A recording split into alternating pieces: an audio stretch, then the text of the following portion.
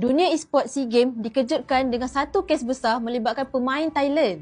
Bintang Arena of Valor wanita Thailand, Warasin Tokyo Girl Narafat, dikenakan ban seumur hidup lepas didapati menipu dalam perlawanan menentang Vietnam. Siasatan dapati Tokyo Girl gunakan software pihak ketiga yang tak dibenarkan dan manipulasi peralatan pertandingan. Jelas langgar peraturan teknikal kejohanan. Keputusan dia memang berat. Garena terus ban dari semua tournament ROV. Tim dia, Talon, terus terminate kontrak dan jawatan kuasa SEA Games kenakan hukuman paling tinggi, lifetime ban. Pihak berkuasa sukan Thailand pun masuk campur. Malah tak tolak kemungkinan tindakan undang-undang kalau ada unsur jenayah. Menariknya, pengadil dan penganjur Thailand sendiri yang detect kes ni awal-awal dan diorang puji sebab tak lindung atlet sendiri walaupun tuan rumah. Lepas insiden ni, seluruh tim ROV wanita Thailand ambil keputusan tarik diri dari SEA Games sebagai tanggungjawab bersama. Daripada pemain berbakat terus tamat kerjaya. Soalan dia dalam e-sport, adakah sistem sekarang dah cukup ketat untuk elak benda ni jadi lagi teruk?